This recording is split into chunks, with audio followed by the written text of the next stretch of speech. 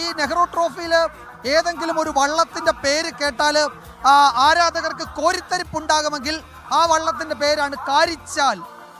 ആരാധകർ സ്നേഹത്തോടെ കാരി എന്നൊക്കെ വിളിക്കും. 16 തവണ നെഹ്റു ട്രോഫിയിൽ മുത്തമിട്ട ഒരു വള്ളമാണ് SKN കാരിച്ചാൽ. കാരിച്ചാലിന് ഒരു പ്രത്യേകത കൂടിയുണ്ട്. കാരിച്ചാൽ എന്താണ്, നമ്മുടെ വള്ളങ്ങളിലെ ലാലേട്ടനാണ് അല്ലേ, വള്ളങ്ങളിലെ ലാലേട്ടനാണ് കാരിച്ചാൽ അല്ലേ. ഒരു ചരിവുണ്ട് SKN. ആ വള്ളത്തിനൊരു പ്രത്യേകതയുണ്ട്, ഒന്ന് ചരിഞ്ഞാണ് ഇരിക്കുന്നത്. അതുകൊണ്ട് സ്നേഹത്തോടെ ആ വള്ളത്തെ ചുണ്ടൻ വള്ളങ്ങളുടെ ലാലേട്ടൻ, ചുണ്ടൻ വള്ളങ്ങളിലെ ലാലേട്ടൻ എന്നാണ് വിളിക്കുന്നത്. അപ്പൊ ചുണ്ടൻ വള്ളങ്ങളിലെ ലാലേട്ടൻ 16 വർഷം കപ്പെടുത്ത കാരിച്ചാൽ, ഇത്തവണ Karichal Chundan boat club KCBC ആണ് അത് തുഴയുന്നത്. അപ്പോൾ ഇത്തവണ കപ്പെടുക്കുമെന്ന കാര്യത്തിൽ അവർക്കൊരു സംശയമില്ല. അങ്ങനെ ഉറപ്പോടെ അവർക്ക് പറയാൻ അവരുടെ ക്യാപ്റ്റൻ, ഒരുപക്ഷെ പ്രിയപ്പെട്ട രഞ്ജിത്ത് നമ്മളോടൊപ്പം ചേരുകയാണ്.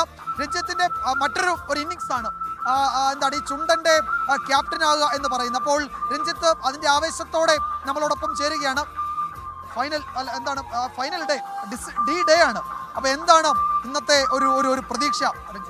കഴിഞ്ഞ 3-4 ദിവസമായിട്ട് ഞാൻ ടീമിൻ്റെ കൂടെ ഒപ്പം പ്രാക്ടീസ് ചെയ്യുമായിരുന്നു. കാരണം അവിടെ നിൽക്കാൻ ശരിക്കും പറഞ്ഞാൽ കുറച്ച് താളവും ഒരു ബാലൻസ് വേണ്ട അവരുടെ വെള്ളത്തിൽ നിൽക്കാൻ, എസ്പെഷ്യലി അത്രയും ഫാസ്റ്റ് ആയിട്ട് പോകുമ്പോൾ.